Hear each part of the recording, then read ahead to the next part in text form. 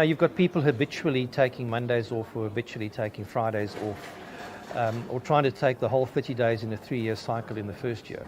In fact, trying to take it in the first month. So this is a problem. It's unfortunate that there is a certain number of employees that practice this horrible sick leave issue. As an employer, you can, first of all, if there's an habitual person taking sick leave on a Monday or a Friday, you can request, because of the pattern that's been developed, you can request that even that one day it requires a medical certificate, and one that can be verified with a medical practitioner. The other thing that you can do, which I advise a lot of people to do, if you have a person continually off ill, the company volunteers to pay for the medical consultation to a practitioner in the close by vicinity of the business. And the person is ill, they must come to work first, they must pick up the cash to go and see the doctor, and then they go and see the doctor, and you will find that a lot of these things suddenly just dissolve. And it's completely legal, it's above board. The company's taking an interest in the health of the employee, and at the same time making sure that there is no abuse of the sick leave process. Well, this is the Western Cape Teachers Forum, a platform where we educate, empower, and excel. Now, a warm welcome from the #1 province in the country, the Western Cape. And I must say that I've missed this live sessions for a while. But as we all know, school life is a busy one. And so it's not always that we get to do the things that we want to do, but we try. And so this is the second week of the new term. Hoping all is well at your respective schools, and that you are creating excellence wherever you are planted today. Now, my information is, or if my estimations are correct, it is 25 days before our matric class of 2022 start with the preliminary examinations, or as it's commonly known as the mock exams. And so we want to wish the class of 2022 strength and courage and all the best with their preparations. Also to the principals, the teachers, the parents that are assisting and supporting the class of 2022 in the endeavors. We salute you, and we are rooting for all of you. Now, welcome to everybody, the friends of the forum. Thank you for joining us tonight and engaging on this platform. I must say, this platform is more than 43,000 likes or followers strong, and that tells us that this is a relevant platform, because we educate, we empower, and excel through dialogue. But the issue is sometimes we don't get to reach all of you, and that is because of Facebook's algorithm and all kinds of things. And so many times we need to boost the posts to ensure that it reaches as many people as it possibly can. But you can assist us with doing that tonight by sharing this video feed. Share it right now. Just hit the share button, share it across your networks, and make sure that all your teacher or education sector worker friends and family have access to the information that will be shared tonight. It's a very relevant topic. We're dealing on the issue of leave measures for educators employed by the Western Cape Education Department. And so, as usual, tell us where you're watching from. We want to say hi, we want to connect with you, and we want to see who are the schools and the areas that are represented here this evening. And so tonight I'm talking, and for us, the person who's going to make sense of this all for us tonight is Mr. Faez Tassiem. Now, Mr. Faez Tassiem is an executive officer of NAPTOSA Teachers Union in the Western Cape. And tonight, sir, I want to welcome you. Faez, good evening to you. Good evening, Lee, and good evening to your listeners, and thank you for having me. No, the pleasure is all ours. Now, Faez, tell us, for those of us who don't know, what does an executive officer do? And firstly, what's the role of the union in education? Yeah, it's a long-winded question. Let me try and answer that as best as I can, Lee. An executive officer at NAPTOSA, we have 3 streams at NAPTOSA. The stream I'm in is labor relations, and then we have our professional development. And then also we have a third wing, which is called our conditions of service. You have a salary issue, we have a pension issue, then that's our conditions of service. Our professional development, obviously, like the word says, see to the professional development needs of our educators, with its assessment workshops, discipline workshops, etc., etc. And then our function as the labor team, we see to our members get charged with disciplinary hearings, arbitrations. You apply for a post and maybe you weren't shortlisted or you were not appointed, you're unhappy about that. You come to the union, we lodge a dispute on your behalf. We do workshops at school, like the one we're currently doing, leave measures, progressive discipline, and things like that. Okay. So it's a wide range and a spectrum of functions that we do in the labor team. But the role and function of a union is basically to act in the best interest of our members in terms of conditions of service, like at least a salary a negotiation here. So that is one of our functions that we do in terms of how can we get better conditions of service for our members. And more importantly, once collective agreements and resolutions are signed, how we keep the employer to that. And one of those topics, like you rightfully say, is leave. Yeah, and hopefully we can get through many of those various topics or aspects of leave. 100%. Now, thank you for sharing that. And I think leave measures, somebody just asking, is this topic that we're going to deal with tonight, leave measures applicable to somebody, for example, teaching in the KZN area? Yes or no? Yes? Definitely, yes. All right. So Faez, I mean, you and I know that there are so many different types of leave measures that educators are entitled to. And I don't think our time will allow us to deal with each and every one of them. And I'm happy with your permission at a later stage for a follow-up conversation to this one. But I think just to save time and to make effective use of time, let's get right into the presentation this evening. I'll hand it over to you, sir. No, thank you, Lee. Look, leave measures within the education sector is across all provinces and for all educators obviously employed by the education department. For the Western Cape, it will be the Western Cape Education Department. So let's start with sick leave, Lee, and maybe for those not familiar with the various acts and so on, as an educator, you're employed in terms of the Employment of Educators Act. Within the Employment of Educators Act, you will find a section that's called the PAM, or the Personnel Administrative Measures. If you browse through that, you will get to Chapter H, where you will find all the various leave measures that, as an educator, you qualify for or do not qualify for. And that's very explicit, Lee, in terms of like sick leave, incapacity leave, and obviously we will do some of those topics today. Tonight, depending on our time constraints. Let's see how far we get. But just for ease of reference, it's the Employment of Educators Act.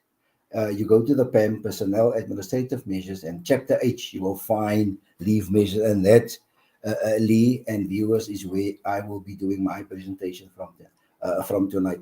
So let's start with sick leave, because that's probably the most popular one, or the most common one that we use as employees. And whether I like it or not, sometimes I do get sick. All right, some more than others. And so let me start by saying that for sick leave, we work in a 3-year sick leave cycle. All right, and fortunately for us now, the sick leave have started on the 1st of January 2022, which is this year, and that cycle will end 3 years from now, which is the 1st of December 2024.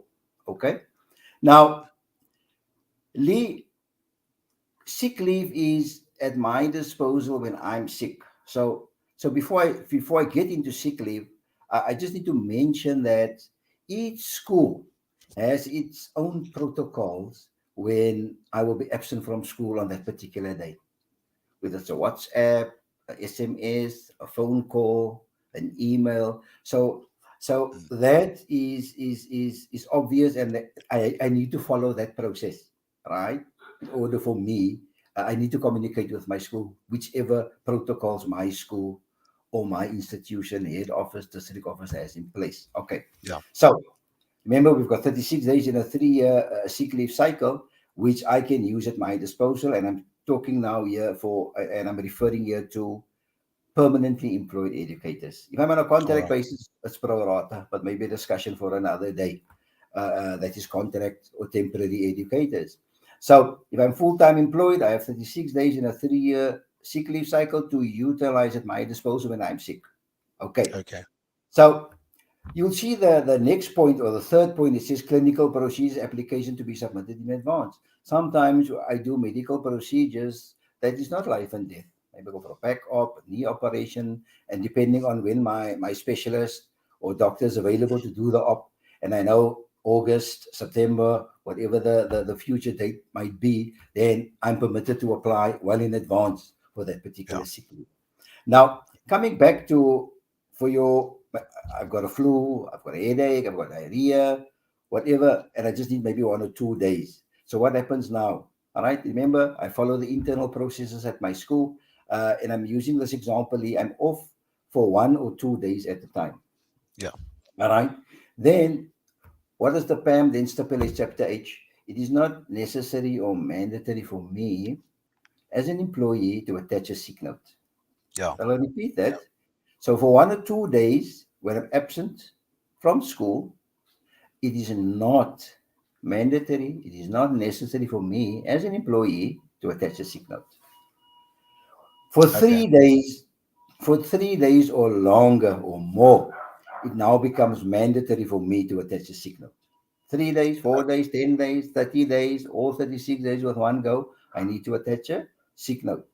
And then upon returning to school, and I'll use the example once again, I'm off for 1 day. So today was Thursday, the 28th of July. Tomorrow I get to school. I complete my Z1 leave form under the section that says sick leave. So the date will be 28/7/2022 until 28/7/2022, and it's 1 day sick leave, Yeah. and I don't need to attach a sick certificate. Can I just ask you a quick question on that one of cycle? So let's say somebody gets employed in a permanent capacity in the, let's say, the third or the last year of the cycle. Is that person entitled to all 36 leaves, the sick leave days? Very good question, Lee. Brilliant question. So you are saying, so somebody gets employed on the 1st of January 2024, all right? Yeah. So this is the third year of the cycle. Then you will get pro rata. So if you go Okay. to the BCA, it is for every 27 days that I work, I qualify for 1 day sick leave. So if I start on the 1st of January, by the end of January, I would have qualified for 1 day. We're talking 2020. Or somebody starts this year, Yeah. all right? If I have started this year as a permanently employed educator at whichever school, then I start with 0 days, right? So come 31st of January, I would have qualified for 1 day, end of Feb, 2 days, and so on and so on and so on. So basically, it'll amount to 12 days per year. I get you. I get you. Can I proceed? Yes, no, for sure. Can I move to Okay. the next slide?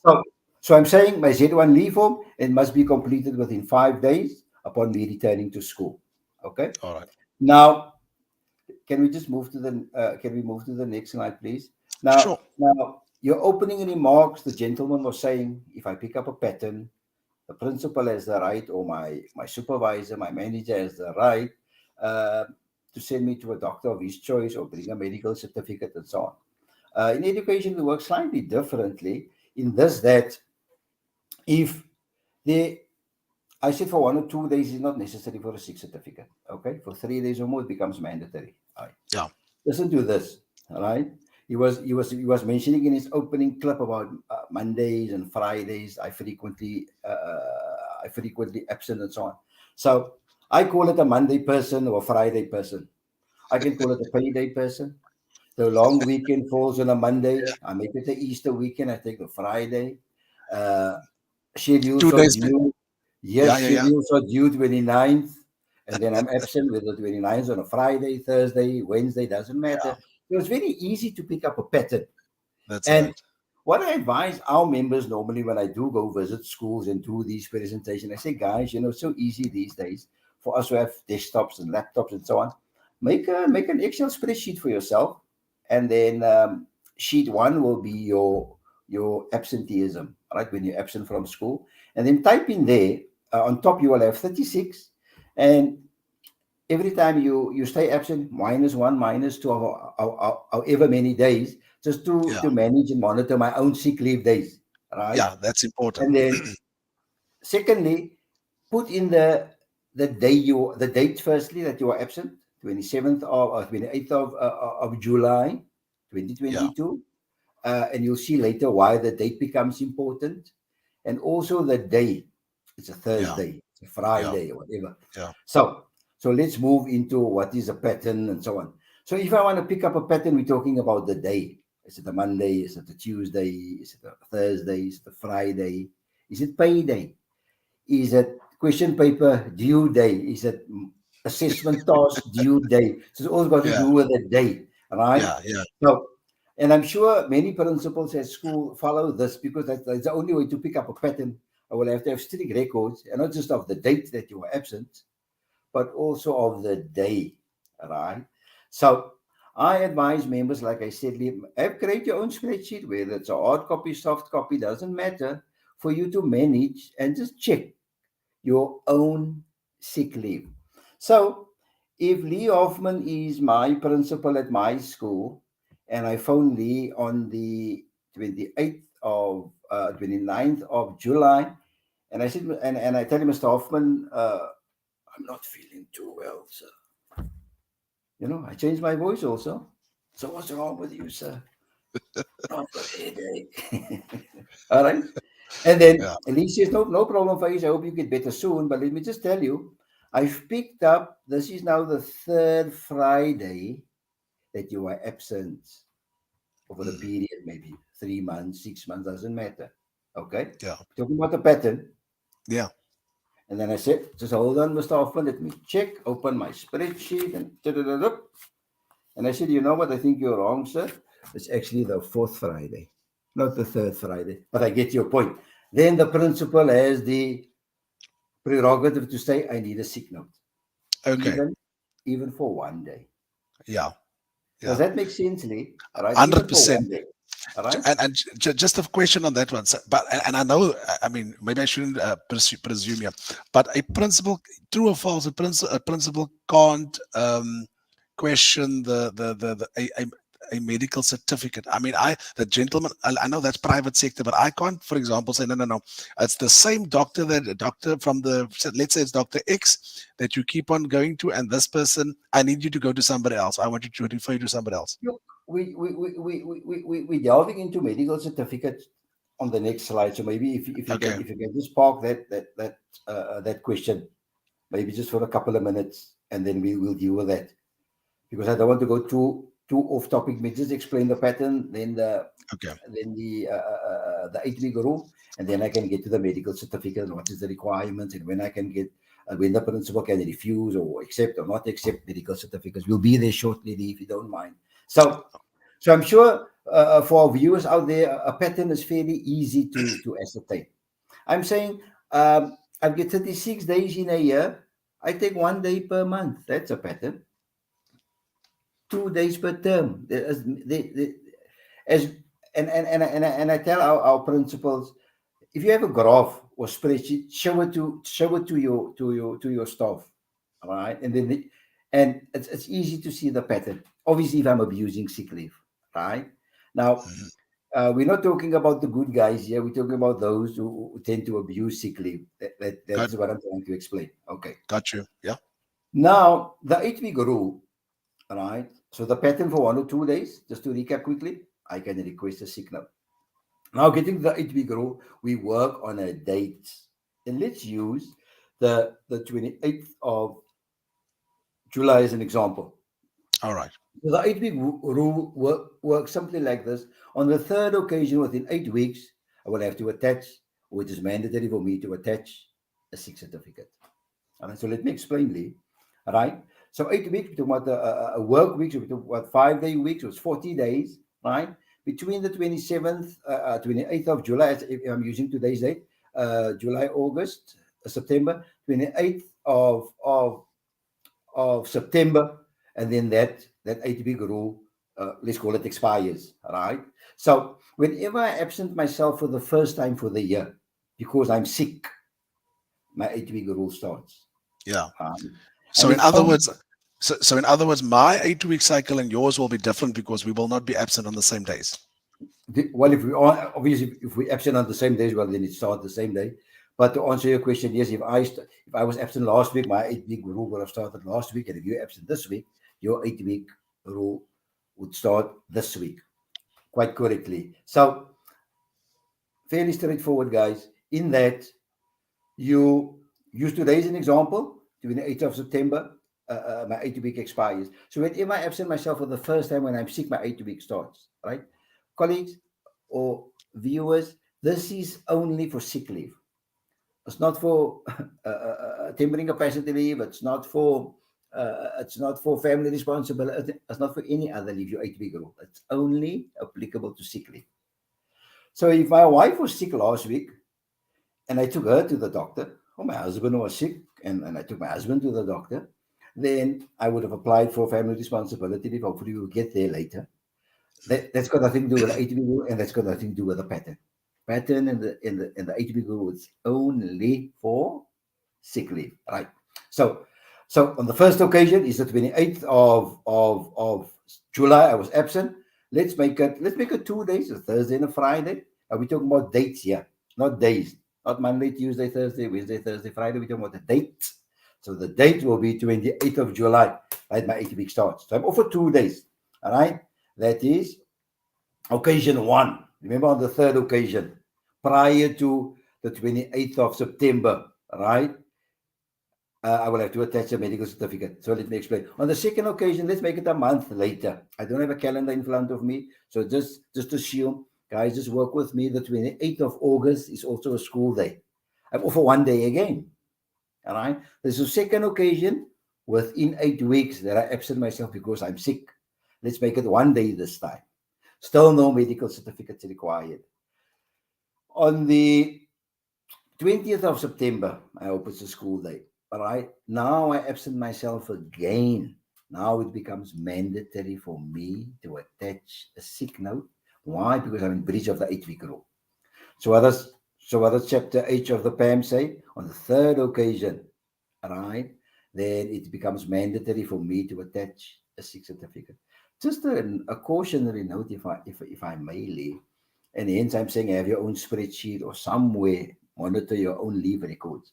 It is not the principal's duty to tell me, Lee, this is now your third occasion. Please make sure that you bring a sick note. Can you say that again? It is the onus is on me as the employee to manage my own sick leave. Remember with the pattern, the principal will tell me, hey, the third Friday, sir. Please attach a sick note on the third Monday, or every time we write an exam or we start exams, you're absent when the marks is due. That's a pattern. So the principal will allude me to my pattern, fair and square. But with the 8-week rule, you must just assume when you phone the principal, please take out your file, sir, and just check for me. You see how silly that sounds. So the onus is on me as the employee to manage my own sick leave, to know that this is now my third occasion, right? And let's use this example. So I get to school, the principal never picked it up. It's my third occasion, the 20th of September that I was absent. That was my third time since my cycle started on the 28th of July, right? Use this example. The principal approves my leave because he or she wasn't aware. I wasn't aware. Let's use the example. I never went to the doctor on that particular day. When the department picks it up, they will tell me, Faez, listen here, we've picked up, this is now the third occasion that you absented yourself within 40 days or within 8 weeks. What does the rule say? We call it the 8-week rule. It now becomes mandatory for you to attach a sick note or medical certificate. And I hope for your sake, you have gone to the doctor that particular day. You just never requested a medical certificate or a sick note. Other than that, unfortunately, it will be leave without pay. Yeah, and if I may ask the question, and just on this issue, I can't, for example, go to the doctor after the fact to say, Doc, you know what? You've been my family doctor for so many years. You know, I took a day on the last day of the term. Do you mind just giving me a certificate for that day? Well, I doubt your doctor will be that dishonest, but you obviously will be dishonest if you should do that. And I hope that never happens. You see. So quickly to recap, I have 36 days in a 3-year sick leave cycle for me to utilize when I'm sick. For 1 or 2 days, it is not necessary to attach a sick note. For 3 days or more, it becomes mandatory to attach a sick note. And then, obviously, if the principal picks up a pattern, he or she may request a medical certificate from me. And if I'm in breach of the 8-week rule, all right, that's the third occasion within 8 weeks when I absent myself, then it becomes mandatory for a sick note. But just before we move over, Lee, if I may, to the medical certificate, let me just point this out. Let me sketch a scenario that often happens. So to complete the week, let's start on a Monday. And on Monday, on day one, let me call it day one. Right? On day one, I'm very, very ill. Legitimately ill. I have a terrible flu. But I know I go to my pharmacy, I buy this medication and I buy that cough syrup, you know. Wife wraps out my chest and all this, you know, with the Vicks Vapor up. Very nice. And then come the next day, I'm still not better. So I'm saying it's fine.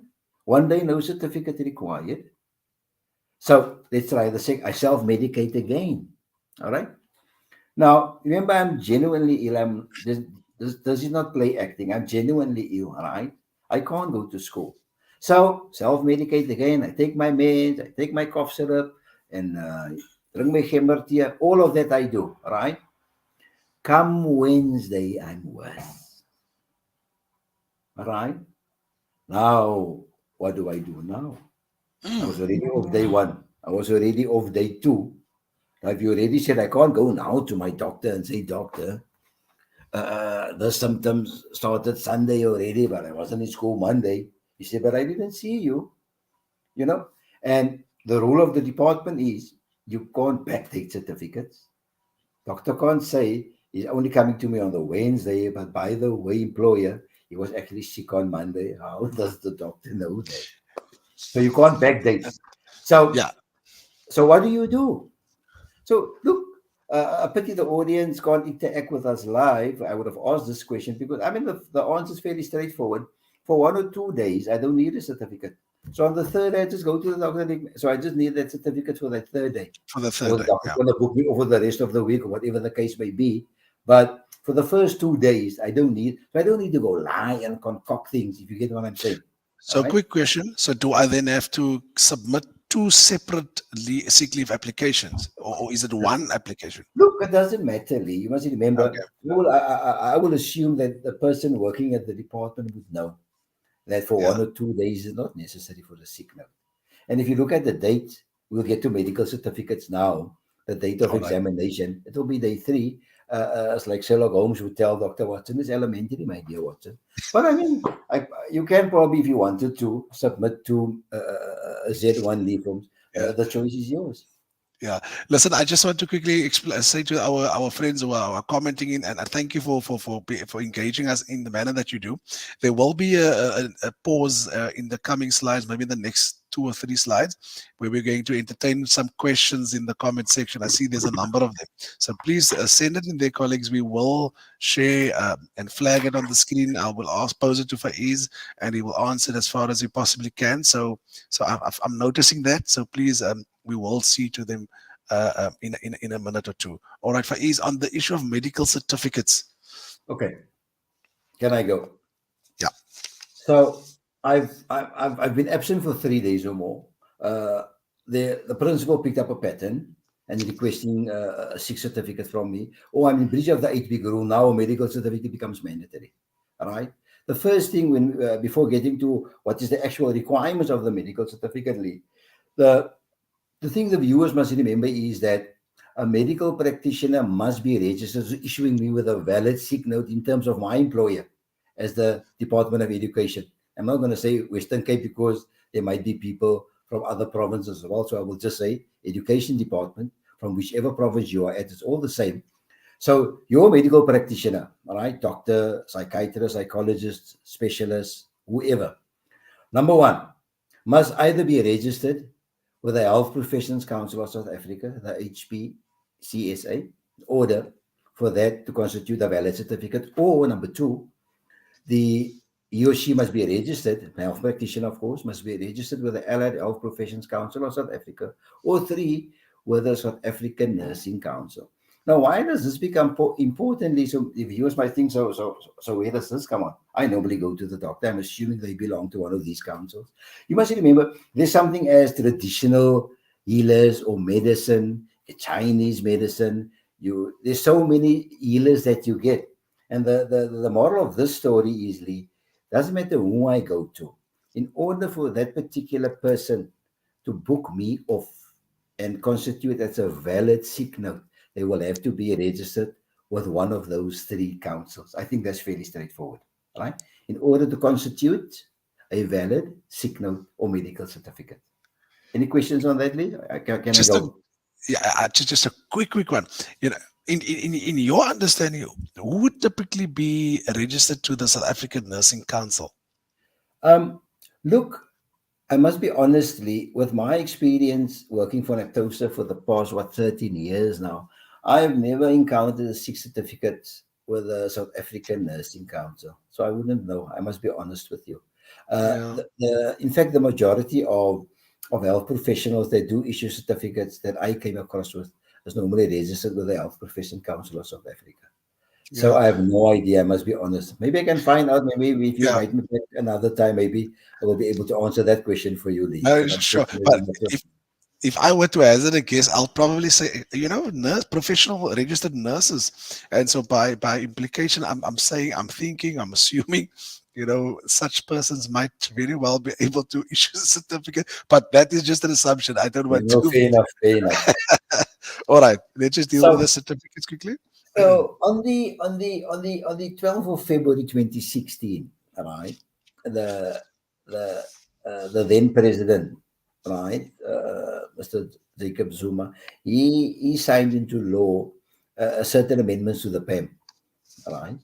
And one of those amendments is what you see in front of you, viewers, is amendments or the requirements to a medical certificate.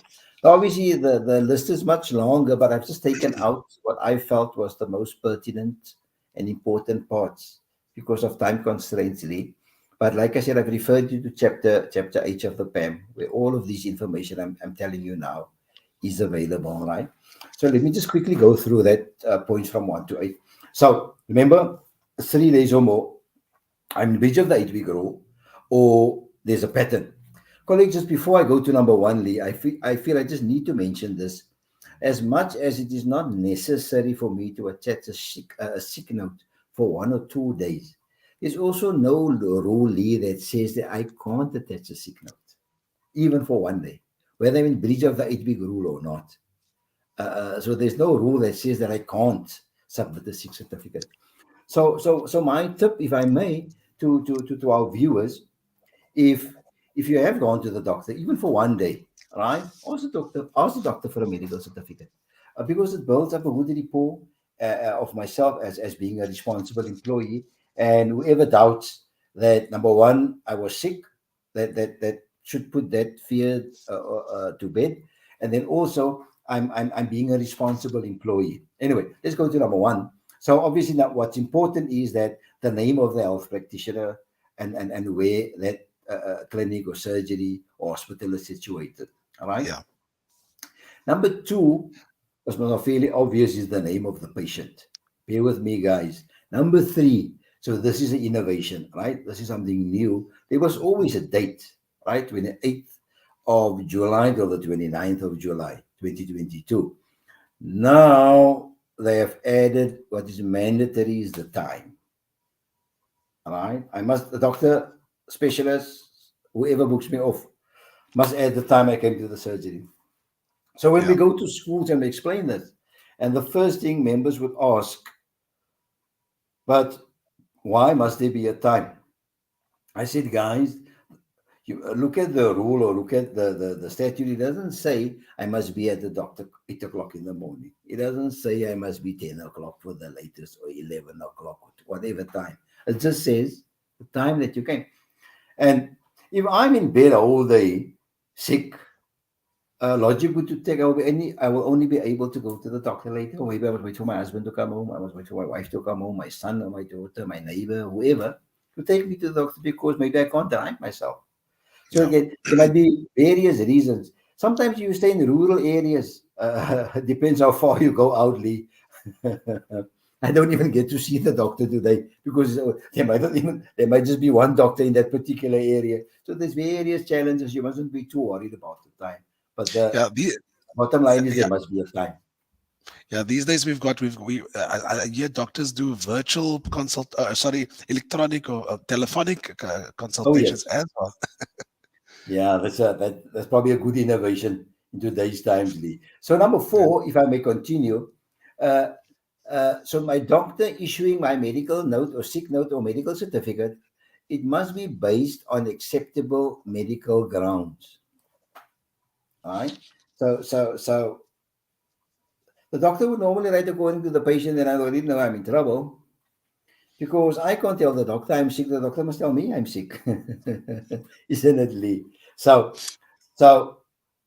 just remember, my doctor must indicate that he's booking me off based on acceptable medical grounds because of his or her examination observations that they have done with me. Number 5, right? Number 5 is a tricky one in that, it's a nice one in that.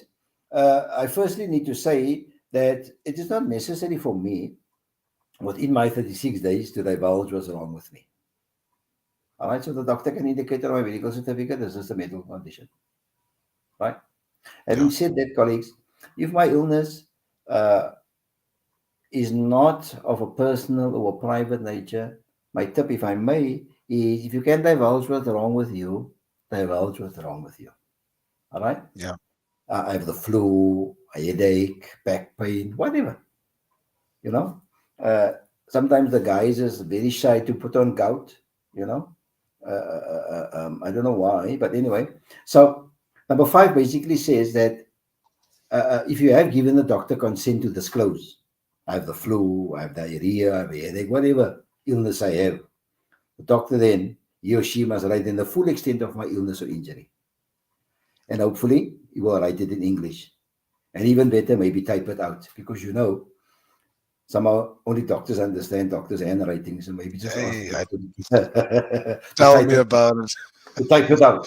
And Yeah. and why? Why would it be then to disclose? If I do disclose, if I give consent to disclose the full extent, if you just go back to your opening video, all right? It's all about please explain that when I have the flu, maybe I may be recovering 1 or 2 days, or somebody else have it. Faez, why Yeah. is your flu taking 3 to 5 days? So we're not saying that it can't take that long to recover. Your doctor will just have to motivate. Why is your illness, whatever the illness is, why do you need that recovery period? Whether it's 1 day, whether it's 2 days, 5 days, whatever. So Got you. I hope that makes sense. Number 6, Biki van der Tamaleki, in this that the doctor will also have to indicate, am I indisposed for the entire day or for part of the day? Or maybe I can do less strenuous duties at work.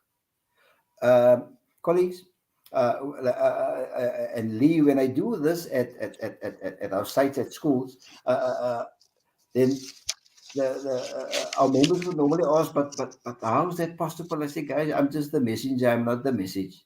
You know. Uh, uh, uh, so just see it for what it is. And maybe I'll use an example. I have a chronic condition. I attend a public hospital as an example, and then my appointment on the 29th of July is just to collect my meds. That's all. Yeah. So on my clinic card or hospital card, it says doctor's appointment, whatever the hospital whatever the hospital's name is, 28th July, 7 o'clock. Mm. Right now, I can guarantee you, Lee, if you go to a public hospital for medical care, they will follow this medical certificate to the T. They will tell you what time you got there, the date, the doctor's name. Can you go back to work? Anyway, so this member only got his meds, right, for his chronic illness that he had. And then it says there, returned to work, left hospital, 9 o'clock. So it was there for 2 hours, got his meds, and he left. And he didn't return to work, and then the next day completed his Z1 leave form, and then the department deducted what's 8 hour weekday because he was a public servant, so he deducted 6 hours for the day. Then he came to the union and I said, "But this is unfair, Faez. I mean, I was at the day hospital. They booked me off, and I said, let me see that certificate, all right?" And I said, but it says there, return to work 9 o'clock. So you should have been back at work, say 10 o'clock, or however long it took you from wherever your clinic or day hospital is back to your school. Yeah. So moral of the story is they deducted his money. Sure. So that's basically number 6. And then obviously number 7 is give the exact period, Lee, of my absence. That's very important because it can become a bit, must I return Monday, must I return Tuesday? Doctor must just be specific, all right? Yeah. And then obviously the date of when I came to see the doctor will also then be very, very important. All right, thank you for that, sir. I think time flies when you're having fun, and it's 40 Hmm. minutes into the conversation already. And I think at this stage, I'm going to look at the comments and the questions that were shared in the comment feed. And Faez, with Sure. your permission, I would have wanted us to continue a lot more further, and maybe no, not maybe. We definitely need to come back. You definitely need to come back for a follow-up session, because I doubt that we'll get time for family responsibility, for tempering capacity, because Let's see how far we get. Yes. yeah. So perhaps let me do it in this way. I'm just going to take this out, and then we're going to look at who is on this on the feed tonight. We've got Ursula from Bloemfontein. Ursula, good evening. Thank you there. Thank you for joining us there all the way from Bloem. And then Benedito Akker is principal of Viliersdorp Secondary. Welkom. Juffrou is altyd so getrou om vir ons te ondersteun op die forum. Dankie juffrou en welkom weer eens. Juffrou Akker het ook 'n prysie gewen vir laas jaar dink ek. Ek dink dit was een of ander show kompetisie wat ons gedoen het op die show. Maar thank you for tuning in. Alma Rensha from Wynberg Girls. Good evening to you. Fezi Boy. Esangweni Secondary in the house. Thank you very much. Letitia asked, why will the content here not be relevant for DOE-KZN? And I think that question was answered already. Yes, it's very much relevant if you're employed by the department. All right.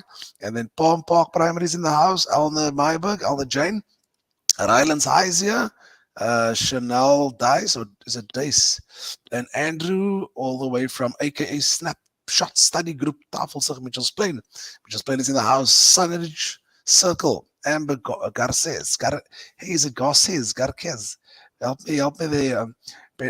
Somebody asked a question here, a few. Let me just check. Renal, good evening. EA Janari. Valhalla's in the house. Margarita Friaks. Margarita, were you not? Isn't it Margarita from the former? Is it P4 or Heart? Am I now mistaken or confusing this for somebody else? But anyways, here's a question for you. Tassiem is asking, is this applicable to teachers employed across the board? For example, WCD, SGB, and or collaboration schools? That's a very good question, Faez. It is a very good question. Obviously, it must be for this to be applicable. It's firstly applicable to all those employed in the various education departments across the provinces. That's number one. So I must be employed by the Department of Education. But what I need to look at, if I'm SGB employed or it's a collaboration school, I will have to look at my contract of employment. And besides stipulate my duties that I do and the remuneration I will receive as for that particular post or job that I'm doing, there will have to be an addendum to say, but this is your leave requirements, right? So normally what we have experienced in Cape Town and in the Western Cape is that your schools will normally align to the WC, especially with sick leave, right? Because if I'm SGB employed, I'm bound by the Labor Relations Act and the Basic Conditions of Employment Act, and if you go to the private sector, they would normally work in a 1-year cycle, which is 12 days for the year. All right. So it just depends on my contract of employment. Okay, thank you. I hope that answers your question, Tassiem. Latita's in the house. Hello, Mandisa. Theola from Fergrove, Deputy Principal of Fergrove Primary. My friend, Theola Farmer Phillips. Daar het een van my vroeë kollegas of voormalige kollegas van Parkers Primêr, daar al die pad met just plain. And then Rivka is asking the following for is, I'm particularly interested in study leave. When one does a postgrad, for example, masters, there are no examinations, assignments, and dissertation. What am I reading this correct? There are no examinations, assignments, and dissertations only. The PAM only refers to examinations. Is there any study leave available for postgrad? Look, Lee, that's a very complicated question to answer. My suggestion is if Rivka can forward you her email address, and then you can pass it on to me, and I will point out to her where in the payment I'll send, and I'll email her the section relevant to that, and just give a Yeah. brief explanation if that's okay with Rivka. No, that's fine, Rivka. You're welcome to do so. WhatsApp me as well, Rivka. I can also provide insight and with Faiz's assistance, and we can do that. But yeah, that's a very, very good one, and Faiz will provide you with a detailed response to this one. But thank you for asking that one. Then somebody, here we go. Tulani is asking, kind advice, sport leave. How many days can I take sport leave? Look, once again, Lee, it's very difficult to answer questions like that, where it's as to simplify the question. Same with Rivka's question, I need a bit more information, as I need to engage with this person. What is it Yeah, about? What sport and so on. So once again, the same would apply to Tolani. If you yeah. won't mind just passing on your email address, or maybe pose the question, and then you forward it to me, and then I will reply if that's okay with Tulani. No, that's fine. Tulani, sport leave. Yeah, I've not heard that one, but I think okay. Yeah, let us do that. Thank you, Faiz. All right, Ronaldo's asking, what is cap leave, Faiz? Very shortly, what is cap leave? Look, Lee, if you are employed um, prior to 2002, right? Back in the day, you qualified way back then for 12 days cap leave every year, and obviously it accumulated over years. So the longer you were in service, the more cap leave you have. They've done an audit recently to say that guys, educators are supposed to work 8 hours. You're the only public servant that works 7 hours. So they took two of that. So there's an audit on your leave, cap leave days, and they took two away because you were only supposed to qualify for 10 days because you owe technically, we owed the department 2 hours. I mean, 1 hour per day, my apologies, which amounts to 7 hours a week, right? So if you are fortunate enough to be in the employ of the WCD or any other department for that matter, you would have qualified for 10 days cap leave, right? Yeah, And that would have accumulated over years. So people who taught in the 70s and 80s and 90s and the early 2000s, they would have yeah. had quite a substantial amount of cap leave days. And that normally would have been paid out to you on the retirement, whether it's early retirement or normal All right. retirement. What was also Okay. nice about cap leave is that there were occasions maybe that I've utilized all my other sick leave, or not sick leave, but other categories of leave, or there's no category for that, and then I need to apply for unpaid leave. Then I could utilize my cap leave days to fill that gap and make it paid leave, if that makes sense, Lee. Yeah, no, that does, and I don't think I would. I mean, I came in very late, or much later after 2002 in the system, so I don't even. I was also, what is cap leave? And those of us who have cap leave still at this stage, count yourself very, very privileged because it's Oh called yes, held. the money in the bank. Exactly right. Okay, Keith Nikak, nice chat. Thanks, Keith. Keith is a deputy at Westerford High and a colleague, and we are studying for towards the same in the same program at the moment. Lovely seeing you here, Keith. And then somebody, here was an interesting question. Oh, Genevieve, yes, this presentation will be available. The easiest way to get it, if you want to download it, is if you go to our YouTube channel. So you go to YouTube search bar, type in Western Cape Teachers Forum, and you can download this video for your own watch and pleasure from our YouTube channel if you want to do that, or on Facebook, doesn't matter. Now, for easy, yes, this one, Benarita's asking, can the sisters at clinic also book teachers off when visiting the clinic? Is the principle of a lease door. Look, like I said, Lee, the requirement for the certificate, if you go back to one of those slides, the one is the help. If this sister, obviously, maybe it's instruction of the doctor or whoever, but whoever's signing the sick note, they must be registered with the Health Professional Council of South Africa, or the Allied Health Professions Council of South Africa, or the South Yeah. African Nursing Council, in order to constitute a valid sick note. So it's very easy to follow up. Phone the doctor, ask them. It's like when I go to Spur, was your law certificate, Buddha? He says very easy to verify. So please Yeah. verify if she's uncertain, just verify. All right. From whoever the who's writing out or issuing that particular sick note, whether Right. they indeed belong to one of those councils. Yes, very good question. Thank you. Got you. Right. Brendan is my friend from Sanlam. We walking a mile together. Yes, it's one of our partners from Sanlam. a friend of the forum, and he says, "Hi, Faez, should I be temporarily incapacitated for longer than 36 days within my 3-year cycle? In other words, I've used up all my sick leave and is still sick or temporarily incapacitated. Am I still entitled to an income? And if so, for how long? Or would I have to pay it back?" Very, very nice question. You want me to answer that, Lee? Go for it. Look, the following slide will be temporary incapacity leave. All right. So are you stopping the question, or you want me to explain? Because I will No. answer once I explain it in full. So if you Yeah. or if there's more questions or comments, maybe just ask Brendan to just hold on for a few minutes. So when we get to temporary capacity leave, I'll start from the beginning and explain it, and I'm sure Brendan will be able to understand. Look, I'm not. Answer will be in there. What we're going to do is we're going to park the slides here for now. So we're only entertaining the questions because we've got about 5 minutes left. Then we have to land the plane. So I can answer Brendan. You can answer him. Hi, Brendan. Unfortunately, time has caught up with us. I was hoping to explain a temporary capacity leave. So, like you rightfully say there, for some reason or the other, I've used up all my 36 days within the 3-year cycle, and now I need to. And when I'm sick again, the 37th day and onwards, I'm sick again, and because my sick leave is up, I need now to apply for temporary incapacity leave. Right. So it's between 1 and 29 days at a time. I would then complete an extra A, which is called the short application. And if I booked off for 30 days or longer, my apologies for that, it will be an extra B for your longer periods. All right.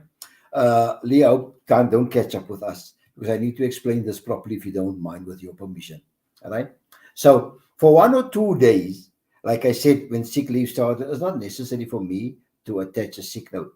When I apply for temporary incapacity leave, even for 1 day, a sick note becomes mandatory.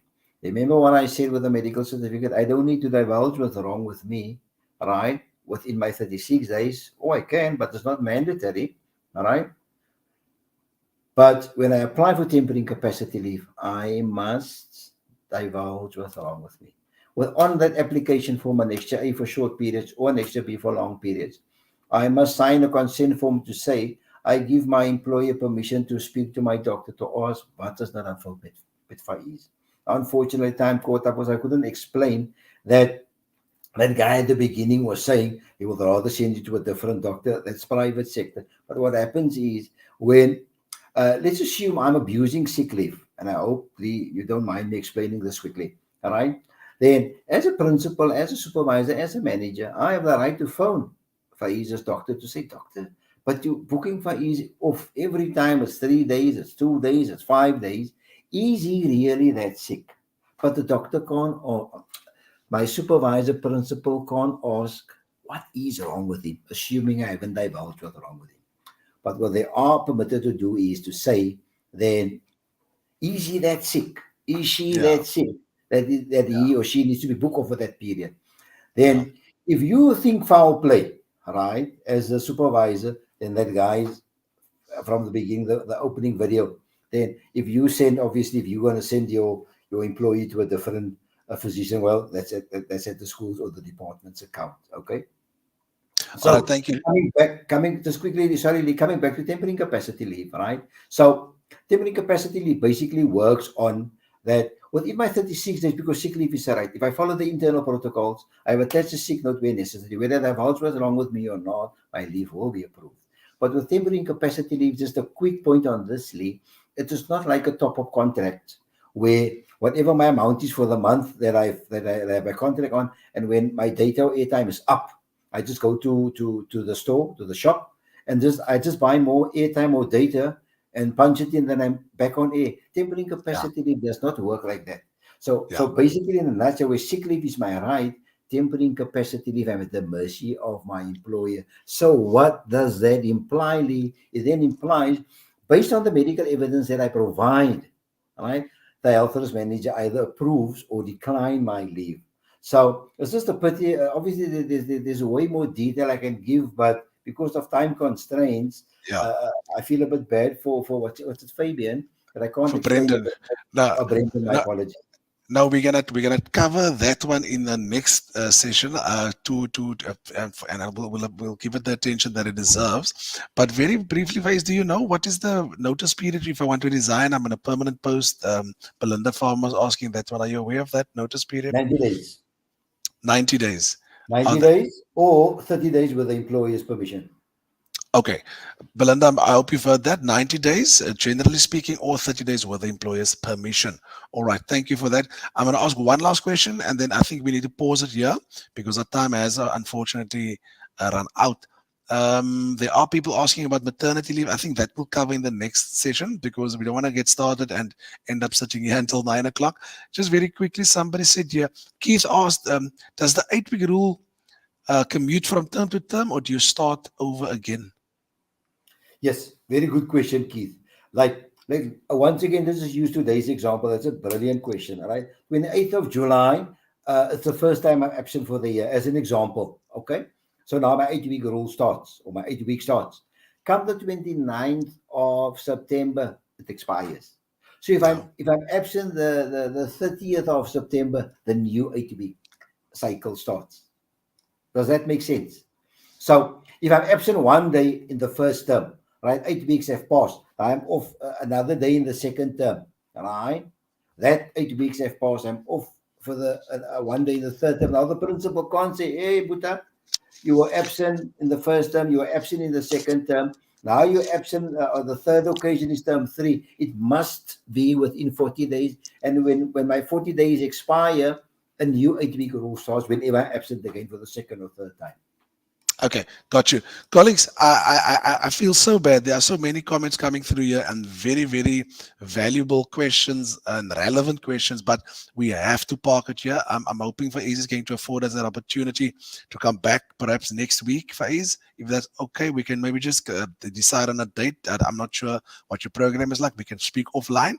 And just to say that Brendan is saying, thank you, Faez. Beautiful explanation. I appreciate that.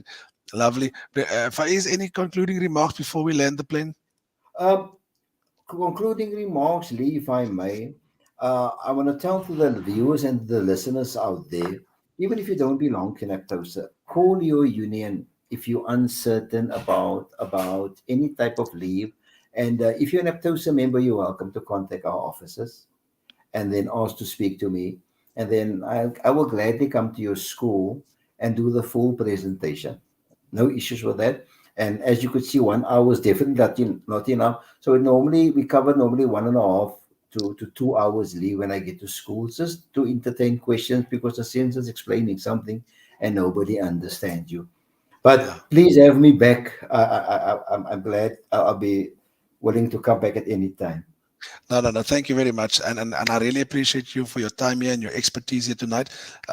Friends, colleagues, and those of us who find this forum useful, thank you very much for tuning in tonight. I would have hoped and loved to spend more time on this issue, but we're going to come back next week or hopefully next week we'll chat offline, Faez, and then we'll look at we'll look at maternity leave, we'll look at adoption leave, we look at family responsibility leave, we look at urgent private matters. There are such a number of leave entitlements, and I think it's important that we need to arm ourselves with information, but with the correct information. And so I see it daily. I've heard about it. Faez can speak for days on how he personally had to help people who had salaries docked because of inappropriate application for leave. So it's something that we need to understand and get right so that we can together grow the sector armed with knowledge. Now, from my side, that's a wrap, colleagues. Thank you very, very much for sharing your time tonight. I wish you strength. I wish you success. And I will play us out with a teacher from, I think, Imelda. I think she's in the Ocean View area. I might be mistaken. But she's got this very old TikTok channel. And she put some beautiful things on there. And I thought we'd find that useful. So from us, a blessed evening. Stay safe and God bless. Thanks, Faez. Get